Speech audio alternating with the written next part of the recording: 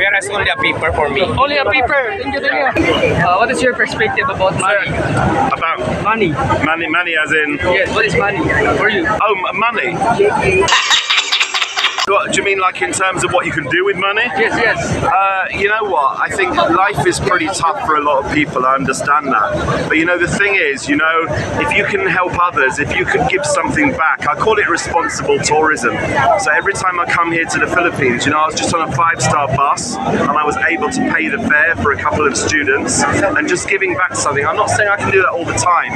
What I'm saying is when I come to the Philippines, I believe it's my duty and responsibility to give something back, because I know that like the food has increased in price, right? Yes. You know, over the years, and it's super tough. I understand the situation, but let's all give something back. You know, when you come to the Philippines, it's an honor to have a 30-day visa. You know, it's not a God-given right. You know, Filipinos don't have a God-given right to be here. They're welcome into the country, and they should respect the country, respect the people. If you have nothing to say, then you just go somewhere else. You know. Anyway, guys, Thank you so much. thanks so much. Thank you. Pera, ako napahalaga sa akin ang pera. Kumbaga, pera dapat iniingatan yan eh. Tsaka dapat, every time na may papasok na pera, dapat ipaglaanan ka kung saan man. May kailangan naman bilhin, essentials man, savings, dapat ina-value mo. Hindi dapat na basta magwabaldas ka na magwabaldas ng pera. So, para sa akin, ang pera is dapat minamanage mo. Yun lang naman. Simple. Ano po yung pera para sa inyo? Pera para sa akin. Para sa akin, kumita lang na sapat na pera para sa akin, okay na yun. Wala akong hinahangat na iba. Kung ano yung binigay ni God, approve na sa akin. Hindi na ako naghahangat ng kung ano. Sabihin natin, malaki, ganito kumita ng sobrang dami. Basta tiwala lang tayo kay God. Peace out. Peace out. Ayos. People lang naman ng pera. Nagiging mahalaga lang ng pera dahil ito yung ginagamit pang gastos ng mga tao. Pero ang pera ay walang halaga kung hindi naman talaga siya pinangbabayad, pinanggagamit pang bilang pagkain. Actually, ang pinakamahalaga talaga ay yung pagkain. Yun ang masasabi kong mahalaga. Kahit wala kang pera, kung meron kang pagkain, mabubusog ka. Kasi na time na subukan mo ikulong yung sarili mo sa isang kwarto na puno ng pera. Wala akong pakinabang yun pag gutom ka na. Pero try mo ikulong yung sarili mo sa loob ng isang bahay na marami kang pagkain. Hindi ka magugutom. Dahil andyan na yung pagkain eh. Gagawin mo na lang, lulutuin, kakainin, iyak-iyak. Wala talagang halaga yung pera para sa akin. Mas mahalaga pa rin yung pagkain. Para sa akin talaga is just a paper na ginagamit lang pang transaction pagkili ng pagkain ng mga tao. Ano po ang pera para sa iyo? Pera is only a paper for me. Only a paper. Thank you, thank you. Ano po yung masasabi nyo sa mga gustong magnegosyo ngayon? Alam mo, pag gusto mo ang isang bagay, gawin mo na. Kung may pangarap ka, gawin mo na with action, na hindi pwede pangarap lang. Kasi paano maabot yung pangarap mo kung nangangarap ka lang, hindi mo nang binibigyan ng action. Kung gusto mo magnegosyo, go ahead, umpisan mo na agad kung kaya mo na. Kailan mo pa umpisan pag hindi mo na kaya? So yun yun. Ito kahalaga ang pera, kapatid, ano? Sa pakilala ng salita ng Diyos sa Biblia, 10:19 ng Ecclesiastes.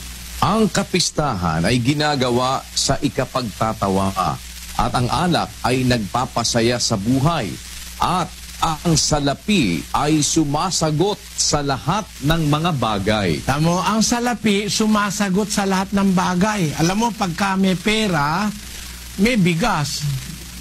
Pag may pera, may ulam, may mantika, may toyo, may bawang, may sibuyas, may betchin, may pagkain pag may pera. Pag wa pera, wakaon. Pag walang pera, walang pagkain. Pagka wala ka ng pera, sabi nung kanta nung lola ko nung araw, natatandaan ko pa, o giliw ko, mahal kita, habang ikaw ay mayroong pera, at kung sakaling maubos na, iiwanan kitang nag-iisa. Ay, kanta ng lola ko. Giliw ko, ikaw, mahal kita, habang ikaw ay merong pera. Pero kung maubos na, iwanan kitang nag-iisa, sasama na ako sa iba, sabi nung kanta ng lola ko. Ganon kahalaga ang pera sa tao. Kuminsan, no money, no honey. Merong ganon. Meron naman, pagka wala kang pera, wala kang kaibigan. Basahin natin sa Kawikaan. Ganito ang ating mababasa. 14:20 ng Kawikaan. Ipinagtatanim ang dukha maging ng kanyang kapwa, ngunit ang mayaman ay maraming kaibigan. Ba't maraming kaibigan ang mayaman? Marami kasi ang pera eh. Merong nakikipagkaibigan dahil sa pera. Pero pag dukha ka, baho mo. Hindi ka mabango sa iba. Lalayuan ka ng mga tao pag wala kang pera. Kasi iniisip, baka utangan mo kaya lumalayo sa'yo pag wala kang pera. Alam mo ang isa pang kahulugan ng pera, kapatid, sa Ecclesiastes pa rin. Ganito ang ating mababasa. 12. Sapagkat ang karunungan ay sanggalang, sa makatwid bagay gaya ng salapi na sanggalang. Yung karunungan ng wika, sanggalang. Gaya rin naman ng salapi na sanggalang. Alam mo kapatid, ang pera, protection eh. May protection ka pagka may pera ka. Protection ng tao, protection ng gobyerno. Ang pera mahalaga. Sanggalang, panagot sa mga bagay-bagay na kailangan sa buhay.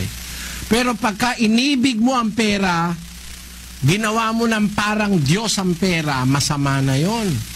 Sa isjis ng unang Timoteo.